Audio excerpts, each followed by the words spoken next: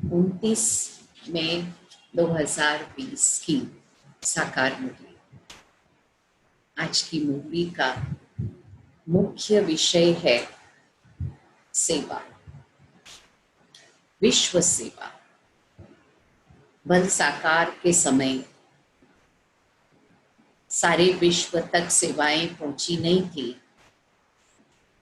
लेकिन बाबा ने जब भी सबको तैयार किया सेवा के क्षेत्र के लिए, इसी विचार से किया कि सभी शिव शक्तियां और पांडव सेना विश्व सेवा के लिए तैयार हो रहे।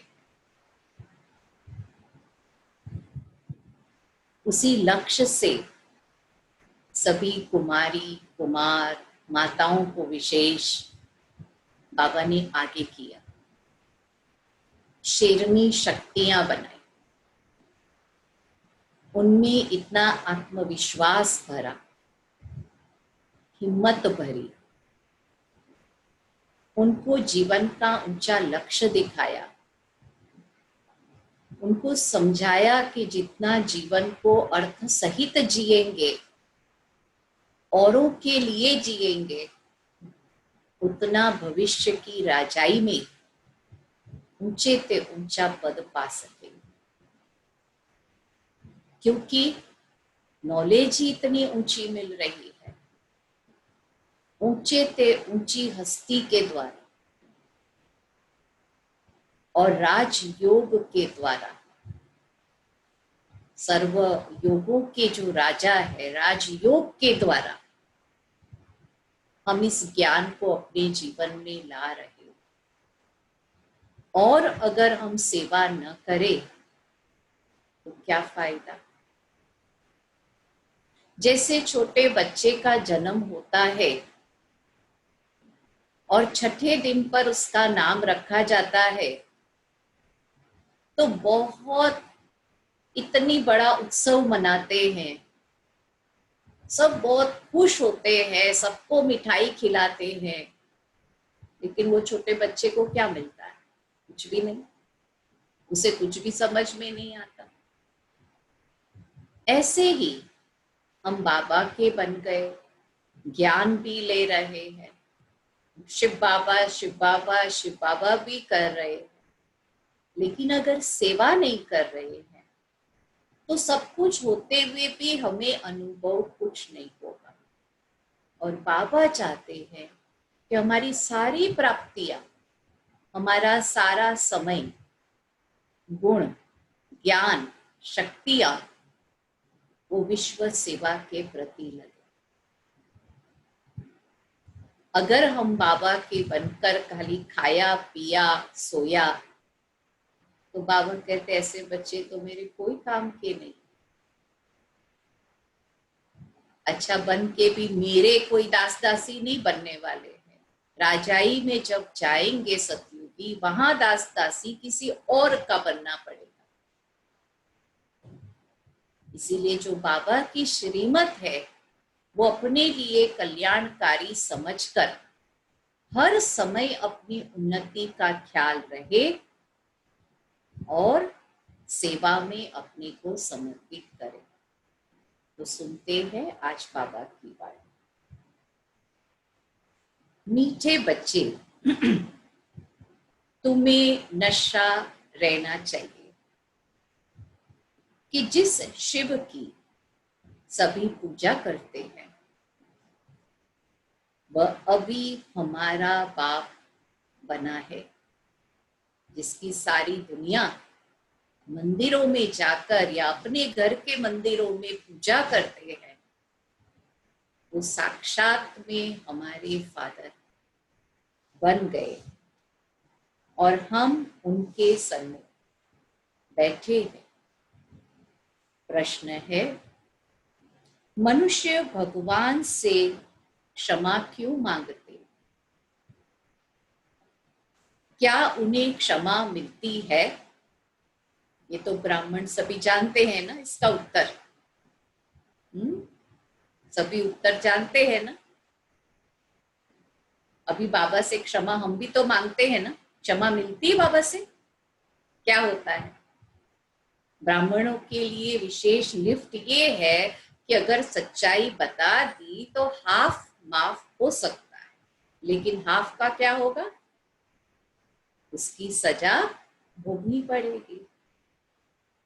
मनुष्य समझते हमने जो पाप कर्म किए हैं उसकी सजा भगवान धर्मराज से दिलाएंगे। जब ज्ञान नहीं था तो भी पता था कि धर्मराज जो है वो भगवान के साथ बैठा हुआ है, इसीलिए क्षमा मांगते।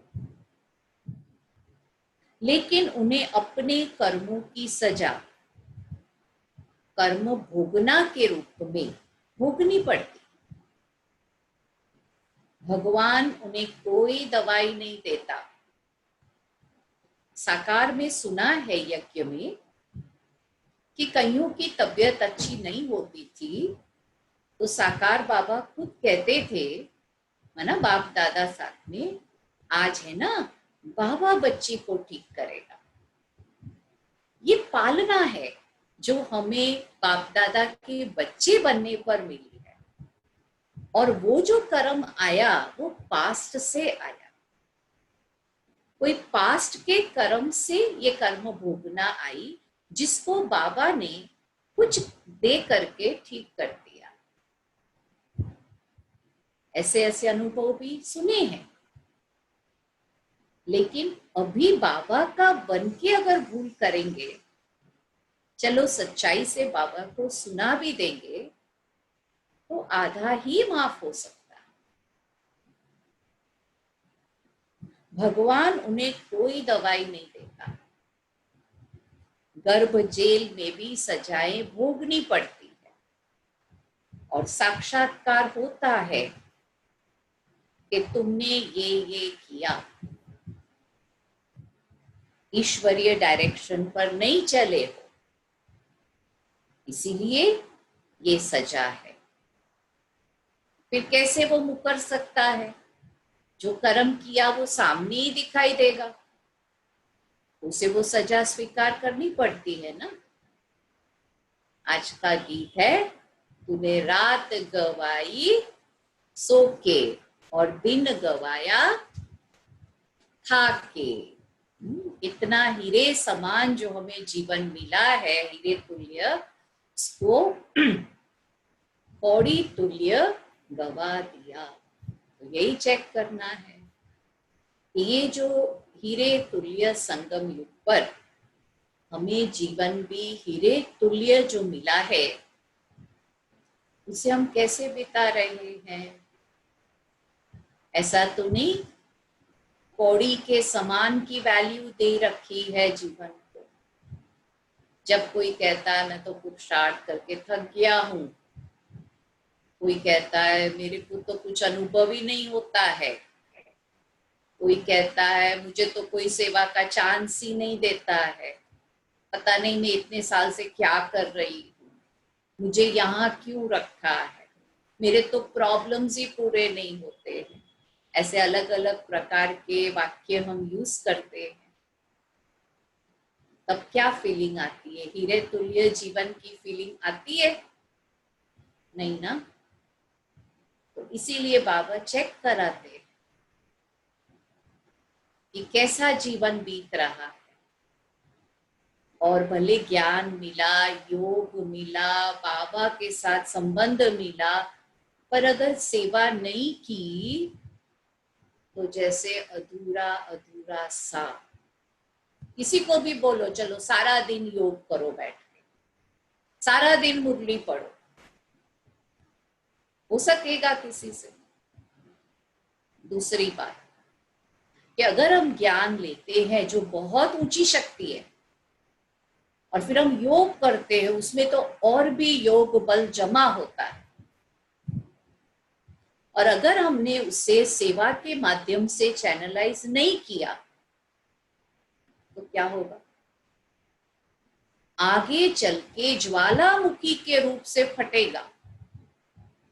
या तो क्रोध में चले जाएंगे या वासनाओं में चले जाएंगे, क्योंकि इतनी शक्ति जो आत्मा में जमा हुई है वो आप यूज तो कर नहीं रहे हो।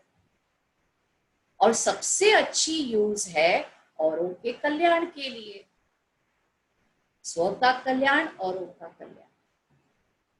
जब ऐसे करते रहते हैं और वो भी बाबा की याद में, तो हर समय नया लगता है, हर समय उमंग उत्साह बना रहता है। और साथ में जो अवस्था है वो स्थैर्यम होती जाती है और हमारे में वो योग्यता आती है जो हम अपने विकारों पे भी काम कर सकते। इसीलिए ज्ञान, योग, धारणा और सेवा, ये चारों सब्जेक्ट में हमें अपनी शक्तियों को यूज करना है। तो मुरली का सार है, बाबा ने लास्ट में एक लाइन बहुत अच्छी कही कि अभी कुमारियों को खड़ी हो जाना है, जो अच्छा समझा सकती है, परंतु योग युक्त, एक्टिव, अलर्ट, हिम्मतवान शेरनिया, योग युक्त अच्छी होशियार बच्चियां चाहिए बाबा। अच्छा, मीठे मीठे सीखे लदे बच्चों प्रति माता पिता बाप दादा का याद प्यार, गुड मॉर्निंग। रूहानी बाप की रूहानी बच्चों को नमस्ते। हम रूहानी बच्चों की रूहानी बाप दादा को याद प्यार, गुड मॉर्निंग और नमस्ते। धारणा के लिए मुख्य सार क्या याद रखेंगे? अपनी उन्नति करने के लिए बाप की सर्विस में तत्पर रहना है। अपनी उन्नति करने के लिए बाप की सर्विस पर तत्पर रहना है। सिर्फ खाया पिया और सोया तो पद गवा देंगे। बाप का और पढ़ाई का रिगार्ड कब रखेंगे? जब बाबा के कहे अनुसार करेंगे ना, तो बाबा तो कोई भी बच्चों को मधुबन में ज्यादा ठहरने नहीं देते थे। आए उनको बाबा नई जगह जाने के लिए कह देते थे। कईयों को तो उसी समय अभी आए भी नहीं और बाबा कहते थे आज ही आपको जाना है। तो जिसको बाबा के लिए पढ़ाई के लिए रिगार्ड होता था ना, वो चूचा नहीं करते थे। बाबा ने चूचा शब्द भी यूज किया, चूचा नहीं करते, तुरंत चले जाते थे। जी बाबा, बाप का और पढ़ाई का रिगार्ड रखना है। देही अभिमानी बनने का पूरा पूरा पुरुषार्थ करना है। बाप की शिक्षाओं को धारण कर सपूत बच्चा बनना है। सपूत बच्चा माना लॉयल, ओबीडियंट, वर्दी चाइल्ड, जैसे कहते हैं ना, लायक बच्चा, सपूत बच्चा बनना। आज का वरदान है सहज संपन्न भव। तो हम हर एक को बनना है ना, सहज संपन्न बनना है ना। कैसे बनेंगे? स्वयं को विश्व सेवा प्रति अर्पित कर माया को दासी बनाने वाले सहज संपन्न भव। विश्व सेवा द्वारा माया को दासी बनाने वाले सहज संपन्न बनते। अब अपना समय, सर्व प्राप्तियां, ज्ञान, गुण, शक्तियां विश्व की सेवा अर्थ समर्पित करो। जो संकल्प उठा चेक करो, विश्व सेवा प्रति है। ऐसे सेवा प्रति अर्पण होने से सहज संपन्न हो ही जाएंगे। सेवा की लगन, छोटे बड़े पेपर्स व परीक्षाएं स्वतः समर्पण हो जाएगी। फिर माया से घबराएंगे नहीं। सदा विजयी बनने की खुशी में नाचते रहेंगे। माया को अपनी दासी अनुभव करेंगे। स्वयं सेवा में सरेंडर होंगे तो माया स्वतः सरेंडर हो जाएगी। सारा रास्ता साफ हो जाएगा सेवा में सरेंडर रहेंगे तो। स्लोगन, अंतर्मुखता से मुख को बंद कर दो। अंतर्मुखता से मुख को, बहुत ऐसी बातें हैं चूचा की जिससे हमारी अंतर्मुखता नहीं रहती है। हम बहुत बातें करते हैं। थोड़ा कहाँ भी चांस मिला ना, खाने के टेबल पर, चलते फिरते, क्लास में भी, योग के टाइम में, तो बातें शुरू हो जाए। बाबा कहते अंतर्मुखता से अगर मुख को बंद कर देंगे ना तो आपके अंदर क्रोध जो है वो भी समाप्त हो जाएगा। और हमारा तो लक्ष्य ही ये है, शांत स्वरूप आत्मा प्रैक्टिकल में बनकर रहना है। तो क्रोध को तो अंश से भी समाप्त करना पड़ेगा ना। वो विधि बताई बाबा ने, ऐसे ही मौन रखेंगे डिसिप्लिन के रूप से, थोड़ा बहुत मिलेगा लेकिन जो लक्ष्य है वो नहीं प्राप्त हो, जितना अंतर्मुखता से प्राप्त हो सकता है। तो ये थी आज की मुरली। ओम शांति।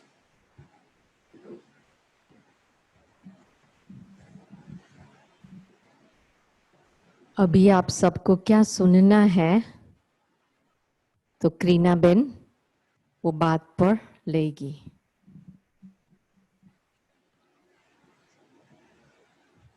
बेन बोलो। कई स्टूडेंट का क्वेश्चन है कि अगला जन्म हमारा कैसे मिलता है, माना कर्म क्या करे, हम कितना आगे बढ़ सकते हैं। मैं भूल गई एग्जैक्ट क्या लिखा था। ना उच्च पद की प्राप्ति कैसे कर सकते? हाँ, और कर सकते हैं ये जन्म में कितनी कर सकते हैं हम। दूसरे का है तो साथ साथ ही वो और उसके संबंध में वो कई नए स्टूडेंट डर गए हैं सुन के कि ड्रामा रिपीट होता है। तो अगर ड्रामा रिपीट होता है तो अभी जो हमको दुख मिल रहा है ये जन्म में, ये टाइम में, कई लोगों को अपना पर्सनल बहुत है तो वो अगेन भोगना पड़ता है, या उसके लिए हम कुछ करें तो वो कट सकता है नेक्स्ट टाइम। लाइक अच्छा, ड्रामा में आए ही नहीं। तो ये दोनों प्रश्न बोलते कि कैसे सोल्व करें हम। Okay, Parul Ben. हाँ, दो बात है। वो आपके हिसाब से अंतर्मुखता का वो डीप से जानना है, अंतर्मुखता। और दूसरा वो आप आज की मुरली में बताया खाया पिया और सोया, तो बाबा को हृदय, बाबा को जीतने के लिए दूसरा क्या करने का है? क्योंकि लाइफ में हस्बैंड है, बेटी है, बच्चे हैं, वो पूरे वहां नहीं रोज का रोज होता है, घर का काम है, तो आगे और क्या करना है? तो बाबा खुश हो तो खाया पिया और सोया। तो कोई बार तो एक ऐसा दिन हो जाता है तो अच्छा लगता है। तो सच्चा रास्ता कौन सा है? अभी कल की बात है कि मैं तो पूरी शांति में आ गई हूँ। अभी ऐसी शांति बाबा ने मुझे पहले नहीं दी है। तो अभी अभी तो मुझे बहुत अच्छा लग रहा है तो अभी गिल्टी में ना करूं कि मैं शांति में हूँ, शांति में हूँ। बाबा ने तो दिया था पर अभी आप उसको एक्सेप्ट करके अनुभव कर रही है। तो एनीवे हाँ करीना बेन बहुत प्यार से अभी बताएंगी। दूसरा किसी हाँ का एक प्रश्न है तो वो हाँ, साथ कर लेवे। हमें समझना है कि परिस्थिति आई तो आपने कैसे, आपका अनुभव शेयर करना कि कैसे ओवरकम किया। परिस्थिति आई आपके जीवन में तो आपने कैसे अनुभव मीन्स कैसे आप पसंद ओके, किया। अच्छा अभी है किसका बस फाइनल एक क्वेश्चन। चलो किसी का नहीं है तो अभी आप करीना बेन बताओ। Thank you. 1 minute just silence रखेंगे फिर शुरू।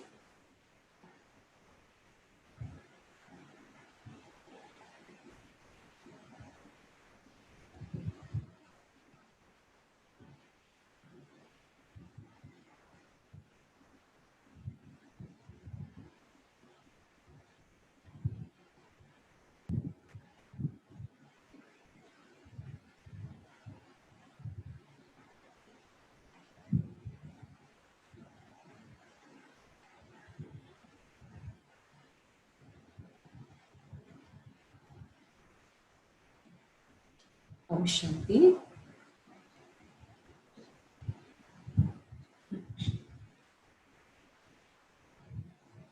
पहले जब बहुत भक्ति भी करते थे लेकिन हमें ड्रामा का संपूर्ण ज्ञान नहीं था। जिस भी देव या देवी में हमें बताया गया या हमारी श्रद्धा हो गई, हम उसे प्यार से उनकी पूजा कर, उनकी कथा सुनकर, उनके प्रति जो विधियां करनी होती है वो करके, दान पुण्य करके हम संतुष्ट हो जाते थे। हमको लगता था कि हमें जो करना था वो हम कर रहे हैं, जैसे ब्रह्मा बाबा को भी लगता था। लेकिन ड्रामा ज्ञान में आए तो सबसे पहले तो हमें अपनी नॉलेज मिली कि हम आत्मा है, ये भी हमको नहीं पता था। दूसरा हमें नॉलेज बाबा का परिचय मिला और तीसरा हमें नॉलेज ड्रामा का मिला। कर्मों के बारे में तो बहुत लोग कई सत्संगों में सुनाते रहते हैं। हमने कर्मों के बारे में भी जन्मों से सुना होगा, कैसे कर्मों को सुधारना है, क्या करना है, लेकिन उसकी भी यथार्थ नॉलेज तो बाबा के पास आने के बाद ही मिली। तो सबसे पहले तो जो हमें मिला है, जो सामग्री मिली है, हमें अब उसमें से ही अपना जीवन बनाना है। सही बात है ना? हमको जो भी सामग्री बाबा से मिली है, हमें उसमें से ही अपना जीवन बनाना है। बाबा कहते मैं आया हूं मुक्ति और जीवन मुक्ति का वर्षा देने। तो सबसे पहली बात यही थी कि भाई जो 7 डेज का कोर्स हमने किया उसको मुझे बार बार रिवाइज करना है, या जो मैं मुरली सुन रही हूँ उसको बार बार मुझे रिवाइज करनी है, नहीं तो ये ज्ञान मेरी बुद्धि में ठहरेगा नहीं। सबसे पहली बात कि हमको एक अच्छा स्टूडेंट बनना है। अगर अच्छे स्टूडेंट नहीं बने, अपने को गृहस्थी समझे तो सारा टाइम गृहस्थी का परिवार, गृहस्थी के संबंध, गृहस्थी का माना है वो, लेकिन वो ही दिखाई देगा, कहीं जाता नहीं है, कुछ भी है सब, लेकिन हमारा पूरा ध्यान फिर उस पर ही रहता है। और बाबा कहते हैं गृहस्थ में रहते हुए अपने को गॉडली स्टूडेंट के रूप में देखो। अब ये कोई बाहर की बात नहीं है, पर अंदर की हमारे मन की बात है कि मैं एक गॉडली स्टूडेंट हूं। लेकिन हमारी प्रैक्टिस बार बार टूट जाती है, क्योंकि हमें जन्म जन्मांतर से बॉडी कॉन्शियसनेस के संस्कार लिए हुए हैं, उसमें हिरे हुए हैं। इसलिए बार बार गॉडली स्टूडेंट की तरफ न देख के हम गृहस्थी है उसी पर ज्यादा ध्यान जाता है। तो ये एक जो कहते हैं ना, अंतर्मुखी होकर के पहले जांच करो, ऑब्जर्व करो कि मैं ये 2 घंटा किस रीति से रही, गृहस्थी के रूप में रही या गॉडली स्टूडेंट के रूप में रही, अपने को आत्मा समझा, बाबा के साथ रही, कैसे रही। पहले तो ऑब्जर्वर की स्टेज बहुत इंपॉर्टेंट, भले आप करो ना करो, तो पहले साक्षी होकर देखो कि ये तो 2 घंटा जो बीता उसमें मैं किस स्मृति में रही। ये हमारी स्टडी है। ऐसा नहीं मुरली सुन लिया तो स्टडी पूरा हो गया, स्टडी तो उसके बाद ही शुरू होती है। ऐसा नहीं है कि रात तक मुझे मुरली याद रही तो ही मैं अच्छी स्टूडेंट हूं। हाँ, मुरली याद रहेगी तो कुछ धारणा भी होगी उसकी, वो बात अलग है। पर केवल मुझे मुरली रात तक याद रहनी चाहिए तो ही मैं गॉडली स्टूडेंट हूं, ये भी टोटली गलत था। पर अंदर अपना वर्क चालू हो जाना चाहिए स्मृतियों का। जब स्मृतियां काम करेगी कर्म करते समय, तब हमारी उन्नति का मार्ग शुरू होता है। और ये स्मृतियां ही हमें सामर्थ्य या समर्थ बनाती है, मनुष्य से देवता बनाती है। और कुछ नहीं बनाता, बाबा को ऐसे बॉन्ड नहीं घुमाते, पर हम जितना अपनी स्मृतियों पर काम करते हैं, वो स्मृतियां एक्यूमुलेट होकर होकर होकर होकर हमें देवता का जन्म दे। और क्योंकि स्मृतियों का बहुत पावरफुल विधि है, इसलिए एक जन्म बाबा ने दिया, इस एक जन्म में कर। तो माना मेन अभ्यास अपना स्मृतियों का है, स्वमानों का है। अब आप देखिए, जब से द्वापर युग से ऐसा हुआ होगा कि किसी ने पहली बार मन में किसी के लिए सोचा होगा, ये बहुत सुंदर लगती है, ठीक है, और वो विचार उस व्यक्ति तक पहुंचा होगा और उसने पहली बार कहीं अपने आप को देखा होगा उस दृष्टि से कि भाई मुझे क्यों ऐसा लग रहा है कि ये व्यक्ति मुझे कह रहा है मैं बहुत सुंदर हूं। पहले तो मन से मन ही टच हुआ होगा ना। फिर धीरे धीरे हमारे अंदर इस बॉडी के प्रति ज्यादा विचार, ज्यादा व्यवहार, ज्यादा इसके बारे में सब कुछ करना, ये शुरू हो गया होगा। अब आप सोचिए, जब संगम पर आते हैं तो ये कॉमन बात हो जाती है ना, कि हम सब अच्छा दिखना चाहते हैं, हम उसके लिए कुछ भी करना चाहे तो करेंगे, शरीर को अच्छा फिट रखना चाहते हैं, उसके लिए क्या कुछ नहीं करें। इसका मतलब ये नहीं कि बेपरवाह हो जाना। अटेंशन देना जरूरी है कि मुझे कितना करना। पर आप देखिए, क्योंकि बॉडी कॉन्शियस का संस्कार इतना गहरा है, हम ब्राह्मण अभी तक भी इसके पीछे लगे हुए जरूर है, तो उन्नति की महसूसता होगी। अभी भी काफी टाइम इसमें चला जाता है कि मैं कैसे फिट रहूं, मैं कैसे अच्छी लगूं, मुझे क्या पहनना चाहिए, मुझे कैसा दिखना चाहिए। ये तो अपने आप से पूछने की बात है। मैं ऐसा नहीं बोल रही हूँ कि भाई आप ऐसा कर रहे हैं, लेकिन अपने आप की चेकिंग करनी है ब्राह्मण बनने के बाद कितना ये ट्रांसफॉर्म हुआ है कि मैं शरीर ही नहीं हूं, मैं आत्मा हूं।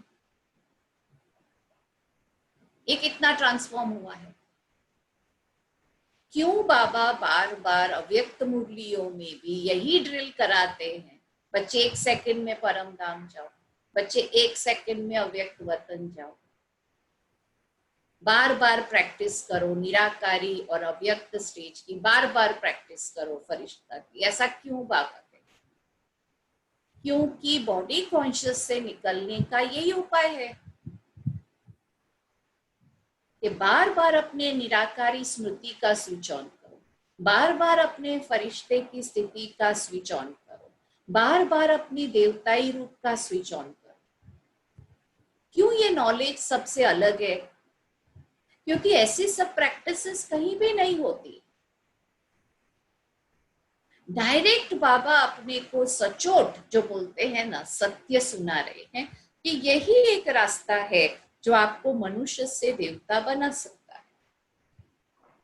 और आपको पता है केवल अपने शरीर के प्रति ऐसा सोचने में कितनी एनर्जी ड्रेन होती है, बहुत एनर्जी ड्रेन हो जाती है।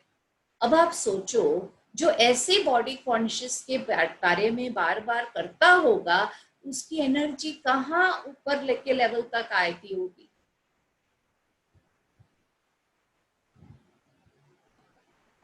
उसके विचार कॉमन, साधारण, व्यर्थ में ही रहते होंगे, नेगेटिव में भी जाते होंगे। अब बताओ वो ब्राह्मण आत्मा कहाँ तक उन्नति कर सकती है? यही चेकिंग है ना कि अगर मैं बॉडी कॉन्शियस में हूं तो मेरे विचार व्यर्थ, साधारण और नेगेटिव होंगे। बस मुझे करने नहीं है, मुझे ज्ञान के हिसाब से पता है मुझे नहीं करने, लेकिन होगा प्रैक्टिकल में ऐसा ही। क्यों? क्योंकि बार बार स्मृति शरीर की तरफ जा रही। इसलिए बाबा ने नहीं कहा मैं क्या दवाई दूं। दवाई तब देंगे ना बाबा जब हम उस अनुसार अपना अभ्यास करते होंगे। बाबा को तो पता है आप अपने गृहस्थ में रहते हो। बाबा अच्छा जिन्होंने सरेंडर भी किया, सेंटर पर आए, सेंटर और बड़ा ग्रस्त हो गया।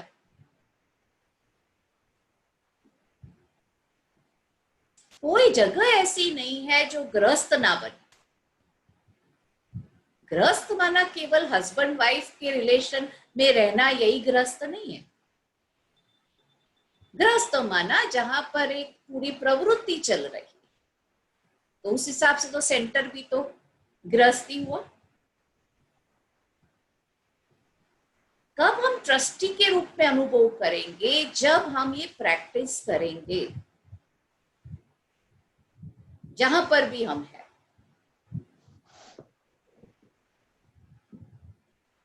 दूसरी बात है कि जो ज्यादा से ज्यादा अभी भी बॉडी कॉन्शियस में रह रहा है, उसके अंदर अभी भी वासना जीवंत है। भले वो सेक्स में नहीं जाता भी होगा तो भी उसके अंदर वासना जीवंत रहती है।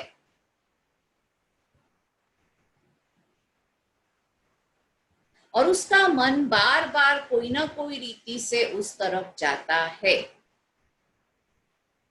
दुनिया में तो ऐसा मानते हैं कि जिसका मन वासना की तरफ ही रहता है, जिसको बार बार सेक्स चाहिए, ऐसे दुनिया वाले मानते हैं। जो होते हैं ना शास्त्रवादी, कहते हैं उनका नेक्स्ट जन्म वेश्या का ही होता है। क्योंकि उसका मन बार बार उसी तरफ लगा रहता है। इच्छाएं, दुनिया क्या करती है, ये यूनिवर्स क्या करता है, हम जो सोचते हैं वो हमको देता है।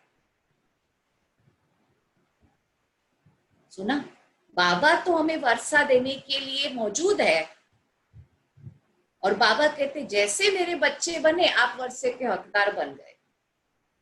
ऐसे ये जो पूरी यूनिवर्स भी है ना, वो इतनी माना एनर्जी से चलती है कि हम जो सोचेंगे ना उसको अपनी इच्छा पूर्ण करनी। अगर मैं ज्यादा से ज्यादा बॉडी का सोचती हूँ तो वो मेरी वही इच्छाएं पूरी करेगा, तो मैं आत्म अभिमानी बनूंगी नहीं बन सकती। इसलिए बाबा कहते हियर नो इवल, एक का ही सुनो, एक से ही पढ़ो, ताकि हमारी जो इच्छाएं हैं, हमारी जो कामनाएं हैं वो प्योर हो जाए। आत्म अभिमानी के आधार से भले हम सतयुग की कामना करें, कोई प्रॉब्लम नहीं है, बाबा ने फुल छुट्टी दी है। पर बॉडी कॉन्शियस के आधार पर ये सूक्ष्म इच्छाओं का बोझ रह जाएगा, वो हमें कभी उन्नति का अनुभव नहीं करने देगा। और दूसरी बात है, जब हमारी वासना की इच्छा पूरी नहीं होती है तो या तो क्रोध बहुत आता है। कई ब्राह्मण कहते हैं पता नहीं इतने साल के बाद, पहले बीच में तो मैं बहुत शांत हो गई थी, अभी पता नहीं क्यों एकदम गुस्सा आ जाता है मेरे को, पता ही नहीं है मुझे। और कोई कहते हैं, अब मधुबन में कई बार देखो, कोई भोजन करने गए, पता नहीं क्यों पूरी थाली भर देते हैं भोजन से, पता नहीं कितना खा सकेंगे, और कई बार तो फेंकना भी पड़ता है क्योंकि शायद उतना खा भी नहीं पाए। बस खाना पीना, खाना, बाबा की तरह खाते रहते पीते रहते। ये क्यों होता है? क्योंकि हमारे अंदर की वासना जीवंत है, उसको खत्म नहीं किया है।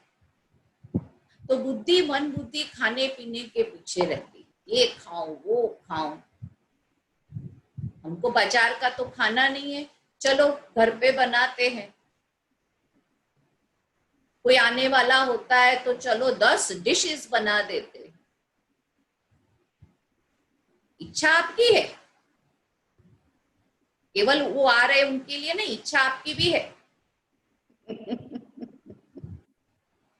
और हम इतना सारा बनाते बनाते और सारा ध्यान, सारा टाइम खाने पीने में रहते। ये तो मुझे बहुत अच्छा लगता है, ये मुझे बहुत पसंद है। हम तो नेचुरली बोलते हैं बिना सोचे, तो ये तो साधारण हुआ ना, ये तो दुनिया वाले भी बोलते हैं। जब भी हम लोग मिलते हैं तो खाने पीने की बात, आपने क्या बनाया, आपने क्या बनाया, अच्छा ये कैसे बनाया आपने, मैंने कभी आज तक नहीं बनाया। साधारण सी बातें ही होती है। बुद्धि कहाँ रहती है उस समय? तो ये क्या होता है कि अपने अंदर की शक्ति जो है ना, ज्ञान मुरली सुन के, योग करके, वो चैनलाइज नहीं हो रही। तो ये सब बातें और ब्राह्मण बन करके बढ़ती जाती है अगर चेक नहीं करो, चैनलाइज नहीं करो। चैनलाइज के लिए बाबा ने बोला सेवा, और सेवा अनेक प्रकार से है। पहले तो आपके घर को ही बाबा का घर समझ के जो काम करते हो, काम नहीं है, सेवा। फिर भले वो बर्तन मांजना हो, सफाई का हो, कपड़े धोने का हो, खाना बनाने का हो, कुछ भी, पहले तो उसको ही सेवा का रूप दे दो। फिर खुद भी जब स्नान करते हैं उसको भी सेवा का रूप दे दो। हर चीज को जब आप सेवा का रूप देंगे, जो भी व्यक्ति सामने आते हैं उसको भी सेवा के रूप से देखो। तो जब ऐसे करते रहेंगे तब ऑटोमेटिकली क्या होगा, आपकी शक्तियां चैनलाइज होंगी। क्या होता है, योग करके ज्ञान से हम जमा तो करते हैं लेकिन चैनलाइज नहीं करते हैं, तो वही शक्ति व्यर्थ में, नेगेटिव में, साधारण में यूज तो होनी ही है, रहेगी नहीं अपने अंदर। फिर विकार जन्म ले लेते हैं क्योंकि अंश तो है अंदर। उसके बाद एक और चीज आती है और वो है मैंपन और मेरापन। ये एक जाल है, दिस इज अटैचमेंट, ये एक पिंजरा है। और हमको पता तो चलता है ज्ञान से कि ये सब मैंपन और मेरेपन का पिंजरा है, लेकिन जब तक ऑब्जर्व नहीं करेंगे, जब तक आप खुद उसको महसूस नहीं करेंगे, तब तक वो पिंजरा कैसे टूटेगा। तो कई बार हम ब्राह्मण यही लेवल पर होते हैं कि भाई हाँ समझ गए ये पिंजरा है, लेकिन फिर भी हम उस पिंजरे में ही रह रहे हैं। जैसे वो तोता कहता है ना कि मैं तोताराम नलके पर नहीं बैठना है, तो तोताराम तो नलके पर ही बैठ के बोलता रहता है, तोताराम नलके पर नहीं बैठना है, तोताराम नलके पर नहीं बैठना है। ऐसे हम अपने मेरेपन और मैंपन, इस अटैचमेंट के बड़े मजबूत जाल में फंसे रहते हैं। कई लोग इससे भागने की कोशिश करते, माना कई घंटे सेवा में रहेंगे, सेंटर पर चले जाएंगे, दीदियों के साथ बाहर चले जाएंगे, पिंजरे से निकले नहीं है पर भाग रहे हैं। और फिर जब वापस आते हैं तो वो पिंजरे का अटैक होता है उनके ऊपर कि मैं वापस पिंजरे में आ गए। अरे पिंजरा आप तोड़ो ना, पिंजरे से भागेंगे वापस पिंजरे में आएंगे तो क्या अनुभव होगा, सफोकेशन होगा ही होगा ना। तो बाबा हमको ये सिखाते हैं योग में ऐसी स्मृतियां, ऐसे स्वमान लेके, ऐसी सिचुएशंस पैदा करके बाबा से शक्ति लेकर उसे दो, ताकि धीरे धीरे आपके प्रैक्टिकल लाइफ में वो जो पिंजरा है उसका द्वार खुल जाए और आप स्वतंत्रता का अनुभव अपनी तरफ से करें। तो धीरे धीरे इन सब जो अटैचमेंट की जाल है उसमें जो दुख अनुभव होता है वो धीरे धीरे आपका दुख कम होता जाएगा, स्वतः कम होता जाएगा। फिर आपको इस जीवन का सुख अनुभव होगा। नहीं तो टेम्पररी अनुभव होता है, मुरली सुनने तक, भट्टी करने तक, उसके बाद वो सुख जो है वो कम हो जाएगा। ये सुख कम नहीं होगा क्योंकि आपने खुद अपने अंदर से उस सुख को पैदा किया। तो ये सारे प्रोसेसेस है जिसमें से हमको जाना है। और जब तक हम इन रियलिटीज से गुजरेंगे नहीं, तब तक वो रियल एक्सपीरियंस कि मैं आत्मा हूं वो आ नहीं सकता। रियल एक्सपीरियंस कि मैं आत्मा, आत्मिक स्वरूप में स्थित नहीं हो सकते। होता है बाबा कहते हैं ना, आत्मिक स्वरूप में स्थित हो जाओ, वो स्थित नहीं हो सकते। संस्मृति तो करते हैं, योग में भी बैठते हैं, थोड़े समय के लिए अपने को आत्मा रूप में देखेंगे, फिर वापस भूल जाए। आत्मिक स्वरूप में उसके बाद स्थित हो सकते, उसमें भी अभिमान आ सकता है, उसमें भी जो है, जो पद मिलता है, जो रोल मिलता है, जो ये सब चीजें, जो प्राप्तियां होती है, उसका भी अहंकार आ जाता है। हर स्टेज में हमें कहीं ना कहीं अपने विघ्न पता चलते हैं और इन सब विघ्नों को हमें क्रॉस करना है, क्योंकि 63 जन्म हमने इन सब को अपने अंदर जमा किया। ये कोई भारी बात नहीं है, क्योंकि करना तो है। हम ये सोच के छोड़ दे, अरे तो बहुत डिफिकल्ट है, बहुत भारी, कहाँ जाएंगे, है कोई दूसरी हट्टी है। आज इस जन्म में नहीं तो वापस करना तो पड़ेगा ना। इतनी सिंपल बात बाबा ने हमें बताई कि परम धाम वापस जाना है, अपवित्र आत्मा जा नहीं सकती। तो मैं क्यों सोचूं ये डिफिकल्ट है, डिफिकल्ट है, डिफिकल्ट है, डिफिकल्ट है? नहीं, मुझे ये सोच करने की जरूरत ही नहीं है। बाबा ने कहा है और मुझ आत्मा ने कल्प कल्प किया है और मुझे करना है। तो ऑटोमेटिकली धीरे धीरे अपने खुद के कॉन्शियस से हम करते जाएंगे। और इसमें सालों की बात नहीं है। आपने एक दिन में भी जो भी पुरुषार्थ किया वो अविनाशी हो जाता है और उसका पदम जमा होता है। इसलिए कोई सालों की बात नहीं है। कोई 3 साल में भी करके जाता है, उसमें कोई इयर्स का कोई संबंध ही नहीं। एक दिन मैंने क्या किया उसके साथ संबंध है, क्योंकि एक चीज भी की उसकी पदम गुना आपका जमा होता है। इतना बाबा ने अपने को लॉटरी दी, फिर भी हम कहे डिफिकल्ट है तो कैसे चले?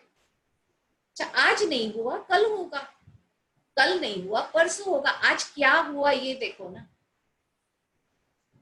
जो चीज नहीं हुई उसके पीछे नहीं पड़ना है, पर जो हुआ वो देखो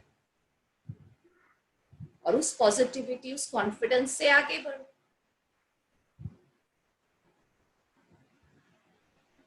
एक बार आपने ये आत्मा की स्मृति स्थिति में आ गए,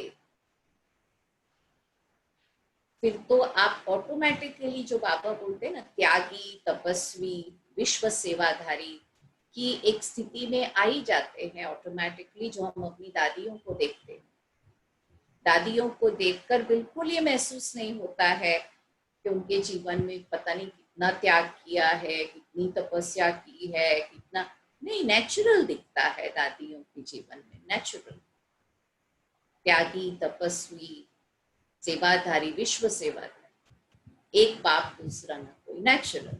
क्यों? क्योंकि उन्होंने क्या किया, अपनी एनर्जी को ऊंचे ऊंचे स्तर तक लाते गए। एकदम सडनली थोड़ी कोई स्तर ऊंचा हो जाता है। जब हम ये प्रोसेस से गुजरते हैं, ये सब हम अपने लिए करते रहते हैं, तब जाके धीरे धीरे धीरे धीरे अपना शक्ति का स्तर ऊंचा हो जाता है।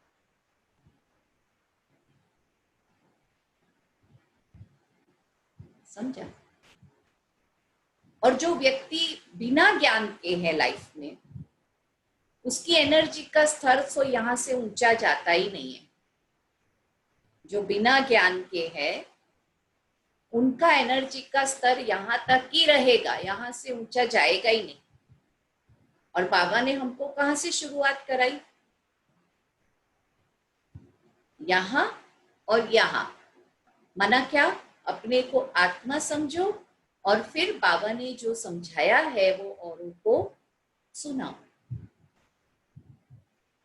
और बाबा की छत्र छाया को महसूस करो। तो हम कहाँ जी रहे हैं? हम यहाँ से यहाँ नहीं जी रहे, हम यहाँ से यहाँ जी रहे सारा टाइम। कोई भी ब्राह्मण का औरा भी चेकअप कराएंगे ना, तो ब्राह्मणों का यहाँ से यहाँ का औरा बहुत अच्छा होता है लेकिन यहाँ से यहाँ का औरा में गड़बड़ी है आज भी, क्योंकि हमने आत्मा का अभ्यास तो शुरू कर दिया, ज्ञान भी सुना रहे हैं, लेकिन जो जिस चीजों पर विजय प्राप्त करनी है ना, वहां अभी तक भी इतना काम नहीं हो रहा है। तो इसीलिए तो हमको ही कुंडली बोलते हैं बहन जी। वो भले बोलो कुछ भी बोले, भले भले औरा का कुछ भी बोले, फिर 7 चक्र बोले, कुछ भी बोले, हमको क्या है कि नहीं? हमको इतना पता है कि गले से लेकर के नीचे तक जो शरीर बना हुआ है, उसमें जो इम्पोर्टेंट ऑर्गन्स है वो हार्ट है हाँ, हार्ट है, फिर पेट है, अपनी इंटेस्टाइन्स है, डाइजेशन सिस्टम पूरा, लंग्स, रेस्पिरेशन सिस्टम, और अपना बॉवेल सिस्टम एकदम नीचे। ये इंपॉर्टेंट है ना शरीर के भाग, ठीक है? तो ये सब है ना, खाली मैसेज से चलते हैं। काम किधर होता है सारा? यहां से लेकर के यहां तक। सारे निर्णय कहाँ होते हैं? यहाँ होते हैं। सुना? तो बाबा ने अभी हमको यहाँ से यहाँ जीने का तरीका बताया। जब यहाँ का सीख जाएंगे तो हमारा हार्ट भी स्वस्थ रहेगा, हमारे डाइजेशन सिस्टम, हमारे लंग्स, हमारे बॉवेल सिस्टम सब एकदम ठीक रहेंगे और हमको निरोगी काया मिलेगी। मानते हैं ना आप? हाँ। हाँ, मानते हैं ना? हाथ ऊपर करो जो मानते हो तो। जी। तो जितनी भी हमारी कमियां है ना, कमजोरियां है, वो सबका असर हमारे हार्ट पर। अभी अगर अटैचमेंट होगा ना, मैंपन मेरापन बहुत ज्यादा होगा तो उसका असर हार्ट पे होगा। अगर हमारे अंदर बहुत पैसे की, पद की, वो पावर की, इसकी बहुत जैसे अंदर वासनाएं होंगी ना, तो वो पेट का प्रॉब्लम क्रिएट करेगी। फिर अगर हमको से ये सब जिसको हम बोलते हैं बॉडी कॉन्शियस, इसका हमें बहुत ज्यादा होगा, सेक्स तक का, तो वो हमारा बॉवेल सिस्टम पर उसका असर आएगा। समझा? तो इसीलिए जब हम अपनी कमियों पर काम करेंगे ज्ञान और योग से, हाँ, तो ऑटोमेटिकली हमें दूसरे जन्म में क्या मिलेगा? निरोगी काया मिलेगी। और अभी अगर कोई सफरिंग आती है तो वो पहले के जन्मों का जो किया हुआ कर्म है उससे आ रही है, तो हमें उसको पार करना है। पर इतना कॉन्फिडेंस हमें रखना है कि अगर हम यहाँ से यहाँ तक काम कर रहे हैं तो फिर हमारा आगे भविष्य जो है वो सबसे सुंदर होगा। और अभी अगर हमें फीलिंग्स आती है तो उस फीलिंग्स को इग्नोर मत करो, उसको एक्सेप्ट करो कि हाँ, मेरे अंदर खाने पीने की वासना है, मेरे अंदर अलग अलग कलर्स पहनने की, फिर जूते चप्पल पर्स वगैरह ज्यादा से ज्यादा रखने की, मेरे अंदर पिक्चर्स देखने की, मेरे अंदर मैगजीन पढ़ने की, मेरे अंदर मतलब कोई भी चीज आती है आपको, लालसा है या कुछ भी है, तो आपको फील होना चाहिए। फील करेंगे तो ऑटोमेटिकली उस पर काम कर सकेंगे ज्ञान और योग से। ठीक है? Okay okay. ओम शांति। ओम शांति। तो आज ओम शांति दीदी। ओम शांति। बहन ने बोला ना, तो उसके ऊपर अटेंशन रखना पूरा दिन, तो फिर लगेगा नहीं कि मुझे करना पड़ता है, ये है क्या? लॉटरी है, लॉटरी। यस। अभी को ये 2 मंथ में तो बहुत ही अच्छा, लॉटरी से भी ज्यादा मिल रहा है। लॉटरी तो लेने जाना पड़ता है। ये तो अपने ही सभी अपने अपने आश्रम में बैठ के खास जैसे मैं तो कहती हूँ मेवा खा रहे हैं, है ना? या सभी एक से एक बढ़िया अपनी अनुभवी बहनें आती है और कितना अच्छा, जैसे आज करीना बहन ने जो भी बाबा ने उसके मुख से बुलाया तो कितना इम्पोर्टेंस था, आज तक किसी ने नहीं सुनाया ना। तो अभी जो भी उसने बताया, आपका प्रश्न का उत्तर दिया, तो आप भी जब भी कोई प्रश्न पूछे ना तो आप प्यार से बताना उसको भी। अच्छा करीना बेन, बहुत थैंक यू। बहुत बाबा ने आपके द्वारा आज बहुत सूक्ष्म में ले गए कि जो कभी सोचा नहीं था, तो आज हमको उत्तर मिल गया। पारुल बेन, मिल गया ना उत्तर, है ना? अभी लगेगा नहीं, ये तो आपकी नम्रता है। अभी आपको लगेगा नहीं ना कि मुझे गृहस्थी में क्या करूं, मेरा कुमार भाई तो मैंने बोला नहीं, देवता ही है, उसका तो चिंता ही नहीं करो, उसके लिए सोचो ही नहीं। नहीं, चिंता नहीं है। सोचो तो बस आपके लिए ही सुख सोचना। दे देते हैं, मुझे लगा अभी बाबा ही है मेरे साथ, इतनी शांति हो गई है। हाँ चलो, तो बहुत अच्छी बात है। अभी शांति में तो, और गहरा पुरुषार्थ करना है। ओम शांति। ओके सभी, चलो क्रीना बेन, अब थोड़ा योग अभ्यास करा के फिर सब हम विदाई लेवे। जी जी।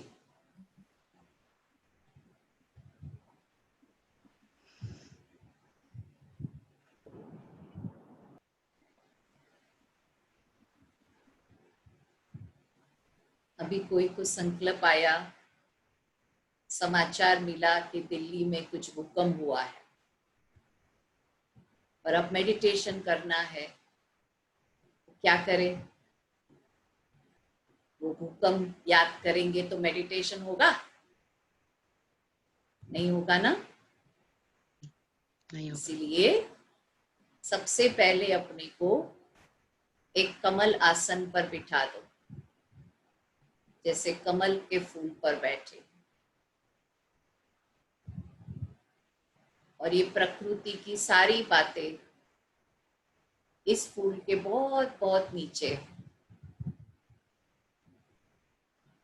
उसकी कोई असर नहीं है इस कमल के फूल पर। और हम आत्माएं भी अपने लाइट के शरीर में बैठी है, शरीर का भी कोई भारीपन नहीं है,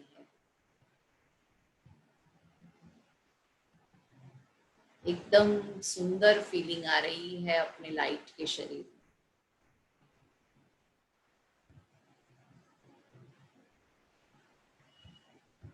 और आत्मा से रंग बिरंगी किरणें लाइट के शरीर को भी अलग अलग रंगों से सजा रही है।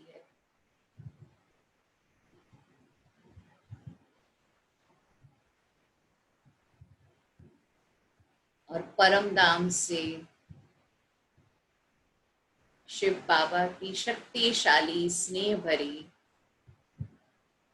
एक दिव्य किरण हम सब के मस्तक पर पहुंच रही है।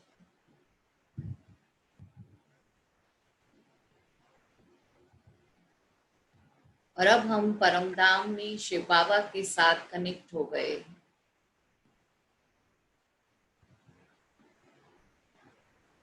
और उनकी किरण पहुंचते ही इतनी शक्ति का संचार हो रहा है, जो वो सारी रंग बिरंगी किरणें बहुत दूर दूर तक जा रही है।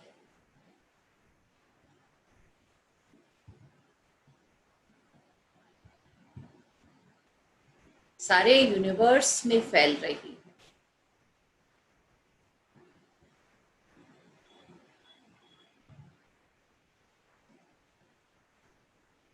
बाबा ने हमें लाइट हाउस बना दिया, बड़े बड़े ट्रांसफॉर्मर बना दिया,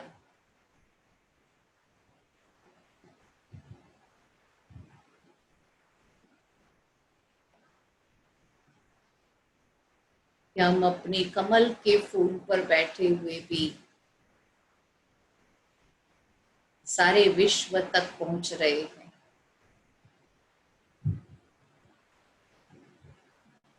कोई को प्रेम की किरण मिल रही है तो कोई को शक्ति की किरण, कोई को पवित्रता की तो कोई को शांति, कोई को आनंद की तो कोई को शक्ति की, ज्ञान की। सबको वैरायटी वैरायटी अनुभव हो रहे हैं। और मैं आत्मा तो बाबा को समर्पित हूँ। मुझ आत्मा का तो संसार ही बाबा है।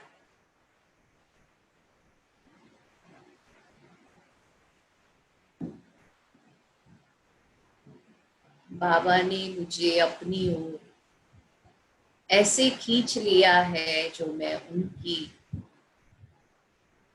उनकी गोद में, उनकी बाहों में जैसे समा गई, भरपूर हो गई, संपन्न हो गई।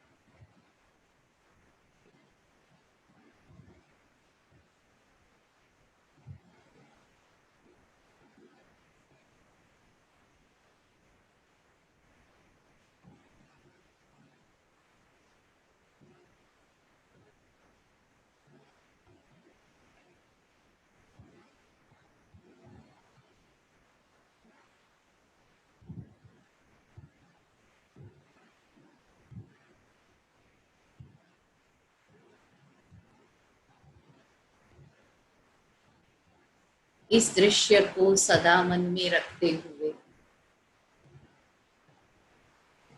फिर से साकार वातावरण में आ जाएं।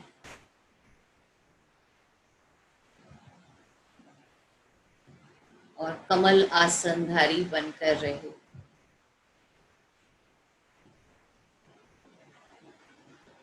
ओम शांति।